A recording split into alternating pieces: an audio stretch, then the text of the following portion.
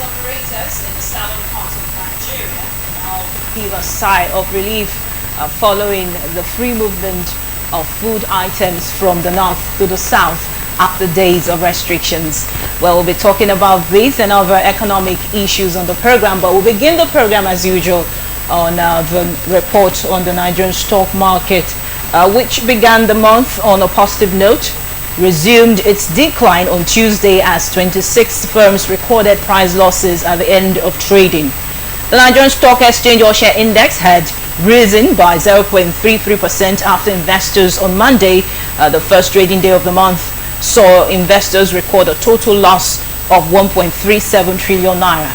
But the benchmark index, as all-share index, fell by 0.59% on Tuesday to 39,697.62 basis points from 39,931.63 basis points on Monday.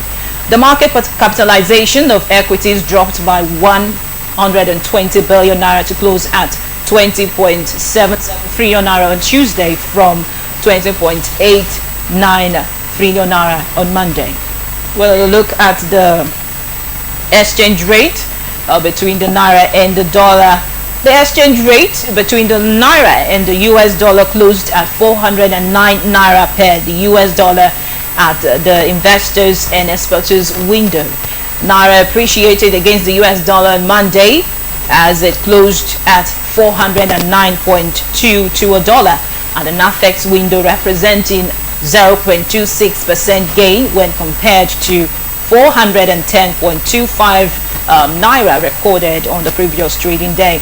Meanwhile, the exchange rate remained stable in the parallel market at 482 naira per dollar on Monday after enduring a depreciation of 2 naira last week Friday from 480 naira per dollar recorded on the previous day.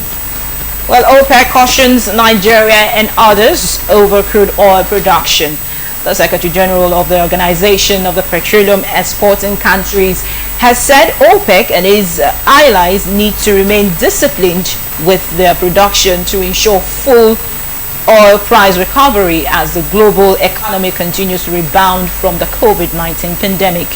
It said that there must be emphasis in strong terms, optimism at a delegate level OPEC plus technical committee meeting on Tuesday, 2 days ahead of when the ministers will convene online to decide on the production level for April and perhaps beyond. Security is now the #1 challenge to the economic development of Nigeria and other nations of Africa, the African Development Bank said on Tuesday. President of the AFDB, Akinwumi Adesina, disclosed that insecurity was currently shrinking investment in Nigeria and in Africa in general. In a series of tweets via his official Twitter handle on Tuesday, the AFDB president stated that insecurity was no longer a political issue but an economic concern. He said insecurity is now the #1 challenge to Africa development. Terrorism is shrinking Africans' investment space. It said there was a need for new monetary instruments on the continent so as to protect investments in nations of Africa. Well, to discuss these issues and others, I have a guest. He is Dr. Chukwudi Ekokoma. Yes, he's an agri business consultant. So pleased to have you with us, sir. Yeah, thank you very much. Thank you so much for making our time. Thank you for inviting me to this very important program, especially at this time of blockade and release of flow of foodstuff. We'll have a lot to talk about it.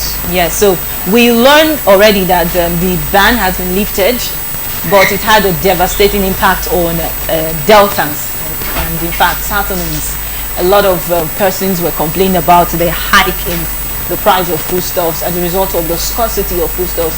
Well, trucks were head up in a certain border town in Niger State from coming to the southern parts of the country with foodstuffs ranging from cows, yam, tomato, pepper, and what have you. It's a really dire situation. But Well, we say that operators are beginning to, heave a sigh of relief following the free movement that have been given to foodstuffs.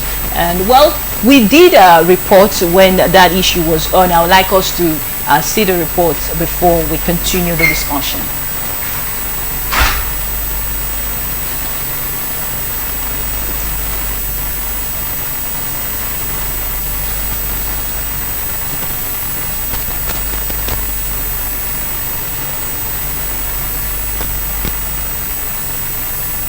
Tomatoes, fresh pepper and onions, three major food items needed in every home to prepare delicious dishes, are now almost out of the reach of many households.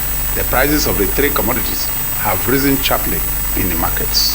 A basket of tomato that sold for 5,000 naira 2 weeks ago now sells for 15,000 naira or more at Igbudu market, Warri. The price of onions that was also cheap 2 weeks ago has shot up. Fresh pepper is worst hit as its price has risen astronomically. Fresh pepper was not available in the Igbudu market Monday morning as at the time of filing this report. The secretary of the Tomatoes Traders Association in the Igbudu market, Mr. Evans Modi, explains. Based on this Fulani herdsmen killing here and there, the Farmers Association and the Traders Association, they team up, they came together. So on their own, they decided not to harvest their crops, their farm produce, and they block the road where you can take the goods down to the south. Elsewhere within the Igbudu market, traders were seen shading their wares. A trader on tomatoes and fresh pepper described the development as worrisome. Meanwhile, the blockade of roads from the north to the south to protest the continued herdsmen attacks and incidents of kidnapping leading to the scarcity of foodstuffs to Delta State and other southern states seems to be a wake-up call on Deltans and the people of the South to embark on aggressive farming. These were the reactions to a question put across to them by the RTV news correspondents. The one where we buy this morning at 13,500, you not reach anything. 9 days, yes. Fresh pepper, see go on self nothing. 150 nothing. It's very cost. We not take that serious. Even onions when come down before it don't go up again. Pepper now I even cost past tomato. So then I send my girl go market. Now he come and say no fit buy. Now I say make you buy ordinary pepper make it. When we go the market go buy, you think when you buy 1,000 naira, when you go back 500 don't enter. But here now we know the food they increase. The one we cook finish, then they complain. The respondents, however, advised the state and federal government to encourage more youth to go into farming, with government providing the needed farm implement and funding. Joyce Esiete, the RTV News.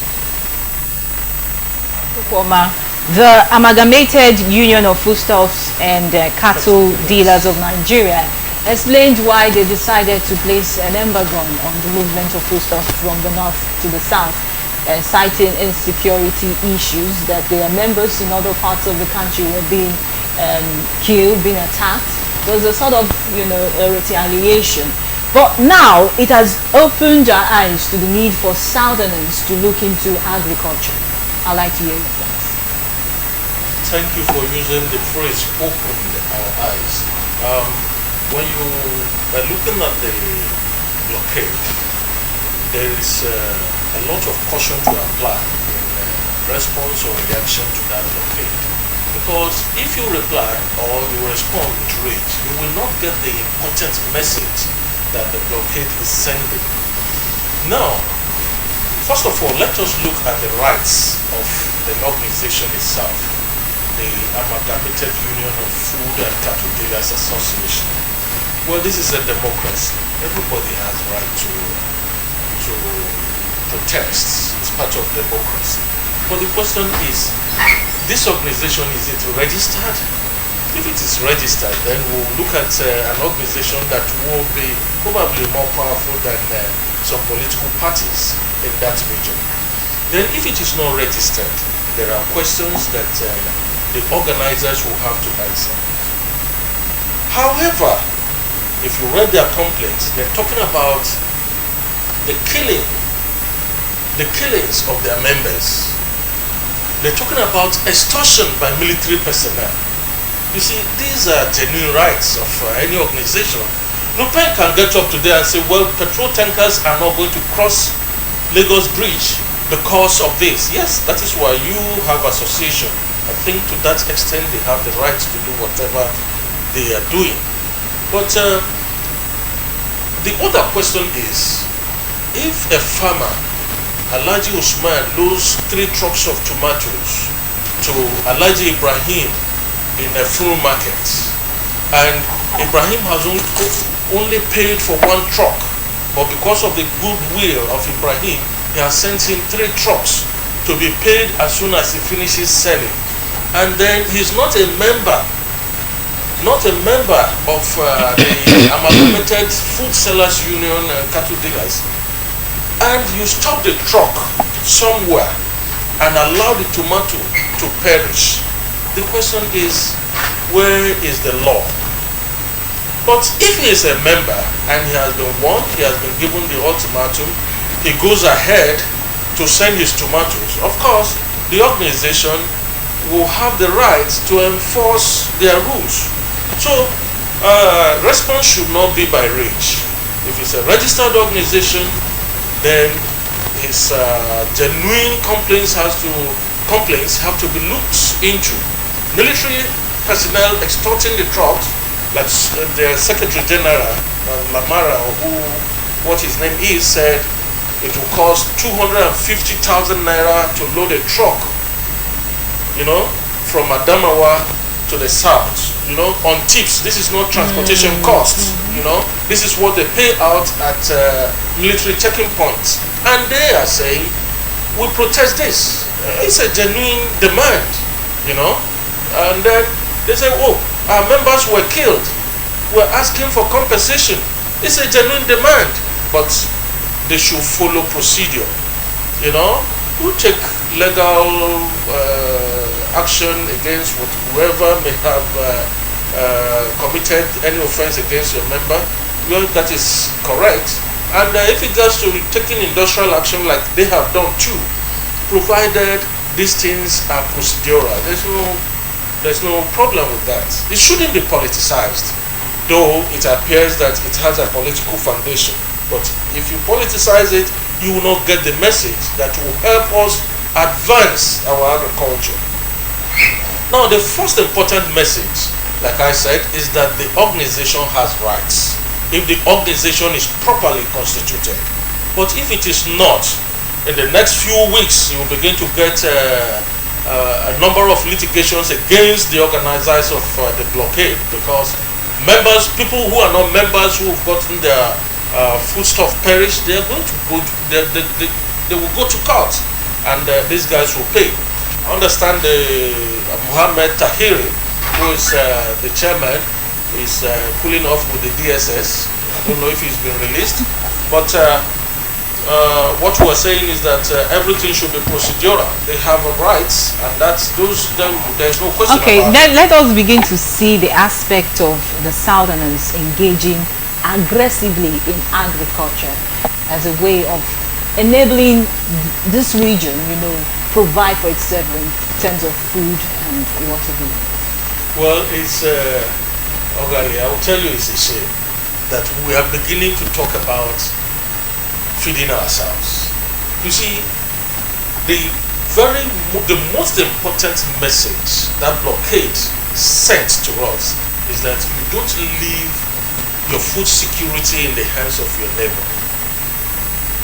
You see, the federal government, the state government, the local governments, they all talk about security, they talk about development, but what security are you talking about? What development are you talking about? If your food source is not developed, is not secured. So we're talking about food security. The blockade opened the eyes of the ordinary man, not the government. The governments know about this already.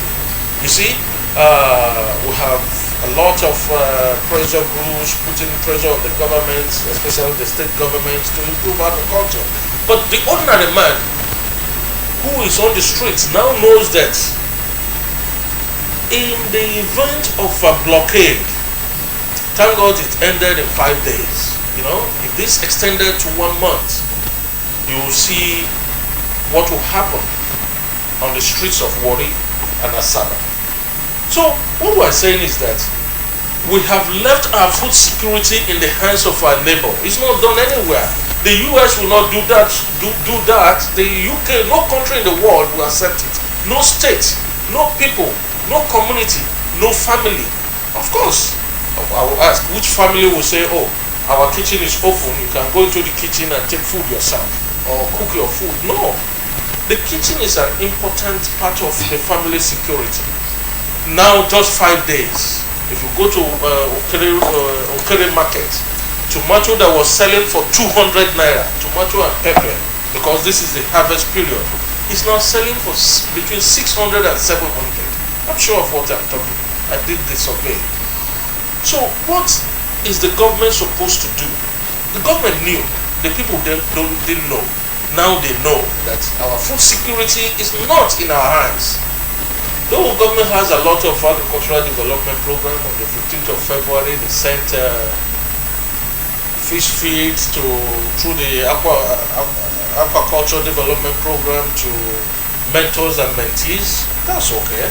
But when you talk about agribusiness, these training programs don't come under business. They are intervention programs.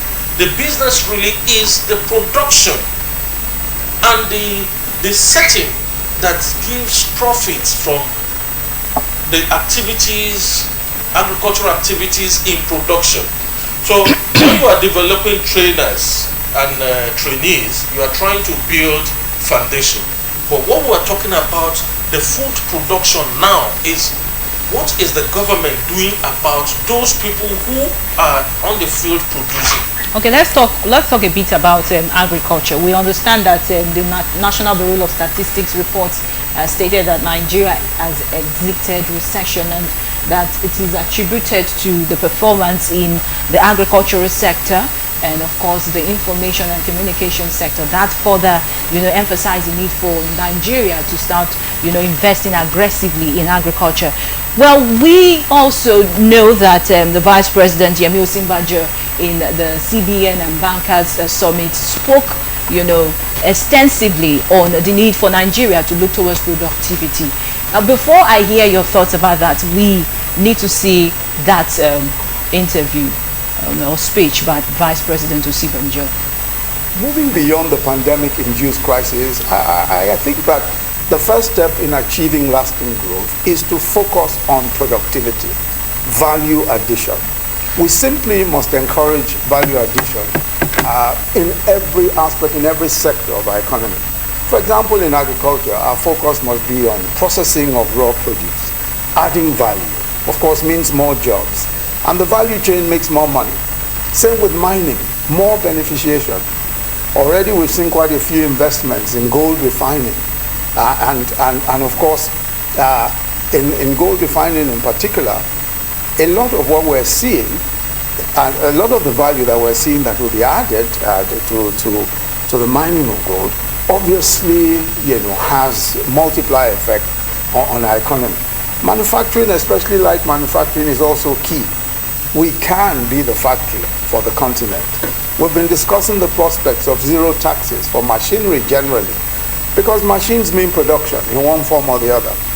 We must, of course, encourage investments in information and communication technologies, the creative industry, tourism, amongst others.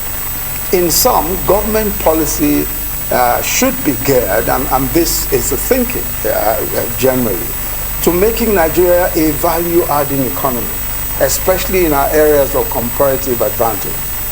And talking of comparative advantage, Nigeria must leverage its trading talents. We have some of the greatest traders and entrepreneurs in the world, such that we can become a global trading hub. It's important to loosen generalized restrictions on trade. Blanket import restrictions are a dampener on economic activity, because a lot of items that might be needed in the manufacturing process might be affected with a negative consequence or the negative impact on value addition in the economy. Importation itself is not the problem. It is what you import and what you do with it. It is value added at the end of the day that matters. And this is how jobs and wealth can be created. Many countries of the world who manufacture are huge importers, and they import far more than Nigeria. Let's take, for example, garment manufacturing. Bangladesh, the world's leading garment manufacturer, does not produce most of the cotton it uses. As a matter of fact, it grows only 2% of its annual cotton requirement. In 2019, Bangladesh imported $11.8 billion worth of textiles and apparels, while it exported $37.94 billion worth of garments in the same year. So there is every need for us to look at areas where we may have an advantage. And in those areas, we may well need to expand our import capacity.